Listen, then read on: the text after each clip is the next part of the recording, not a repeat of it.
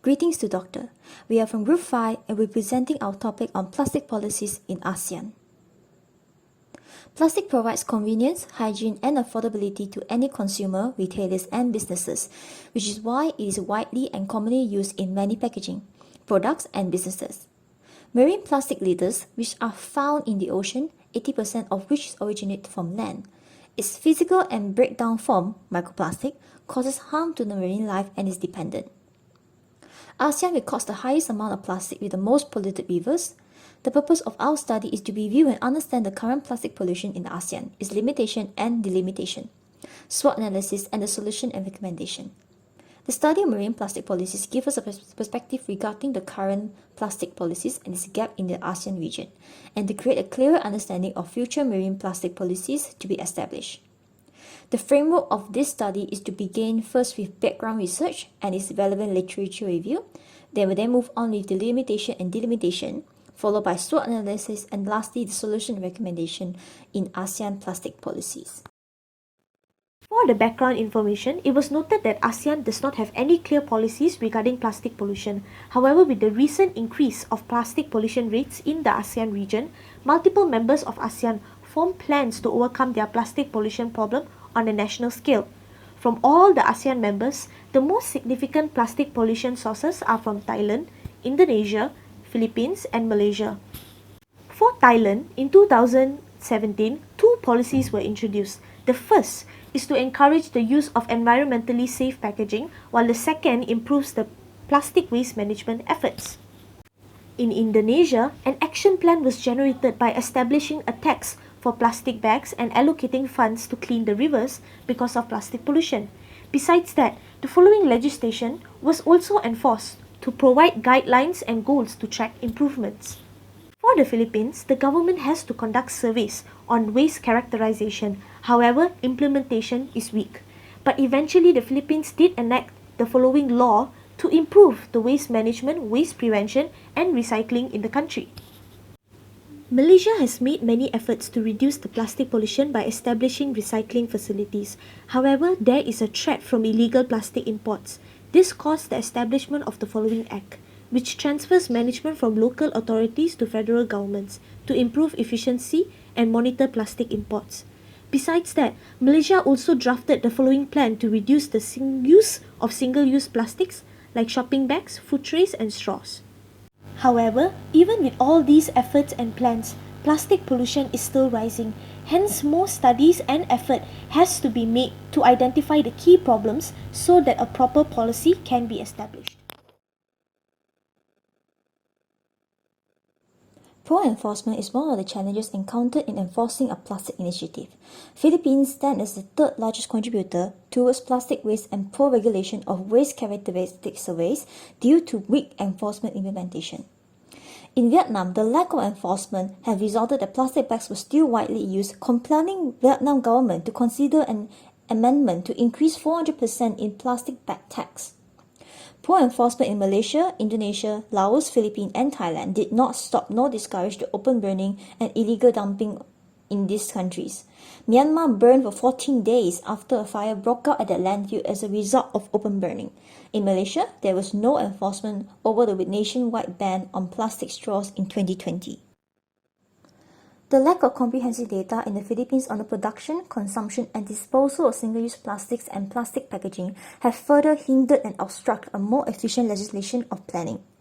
Brunei has limited academic research on marine plastic and only 2 published peer-reviewed papers identified, while Myanmar only had 3 studies on marine plastics, all which are conducted in 2016, 18, 19 in small coverage areas at selected coastline beaches. Responsibilities of gathering the plastic and its post-production were fragmented among the different central and local government in Indonesia, with no clear direction on the responsibilities. Collection of plastic in Vietnam was undertaken by its local residents due to the lack of recycling centers, and not all plastics were collected as PET plastics were considered cheap and not as money earning. And like many other countries, Cambodia's plastic collection is handled by informal sectors, which often cite the slow moving due to the infrastructural issues, traffic, lack of human resources, and low pricing power. The illegal trading of plastic had all ASEAN except for Singapore and Myanmar, where plastics from developed or first world countries were shipped over to developing countries for economic transaction. As of recent years, almost all ASEAN countries have restricted or forbidden the import of certain plastics according to their respective legislations. There were negative responses to the plastic straw ban first began in 2017 in Selangor and 3 federal territories, then a full nationwide ban in 2020. Convenience, hygiene, cost, and ignorance were cited for not adhering the directive. A public resistance in Indonesia occurred after a levy was implemented on selected 23 cities. While Laos considered plastic as a sign of empowerment to business and retailers and thereby resisted the movement. In both Singapore and Laos, the enforcement was moving too slowly for the banning of plastic initiative, which the community described as inconvenient. Singapore, as reported, has many good and voluntary initiatives on the plastic issues, but the tackling mainly revolves around the product packaging and not addressing the waste volume. Other limitations and delimitations that are reported in all ASEAN countries were poor public awareness, insufficient infrastructure financial and consultations, and reliance on plastics as economic.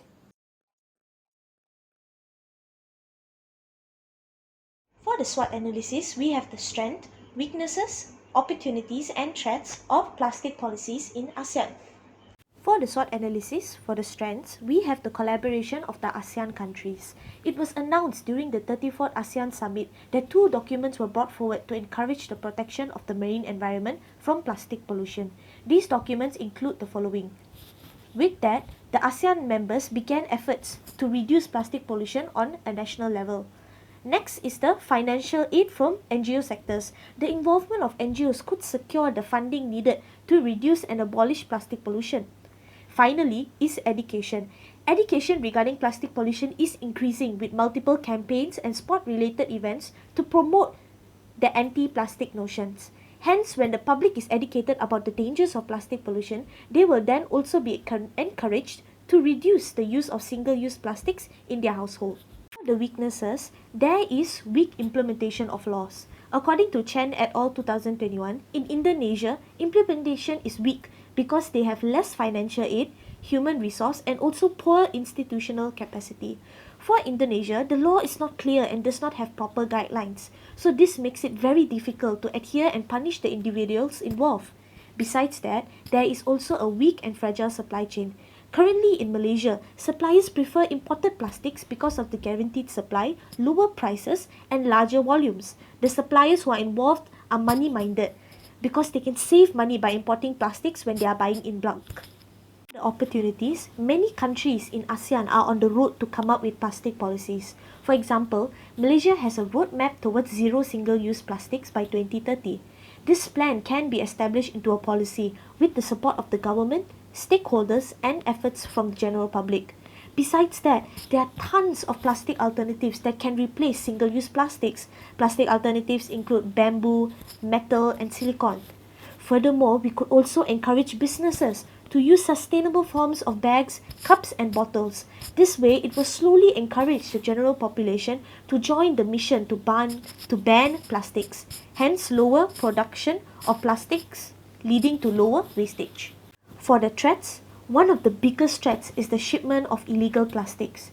It was shown from an online news source that ever since the plastic ban in China, major plastic shipments have been rerouted to Malaysia. This caused the rise of illegal plastic recycling facilities. Furthermore, there is a huge threat from stubborn individuals who are not willing to make a change. This is especially meant for the food industry individuals. When food is delivered or taken away, the plastic containers make it an easy and cheaper alternative compared to sustainable packaging. This will especially increase due to the COVID pandemic, which forces everyone to order food instead of eating at restaurants. Hence, this will make it very difficult for a policy to be established and enforced. In response to the existing plastic issue in ASEAN, there were action taken by authorities or local from each ASEAN country to solve the problem.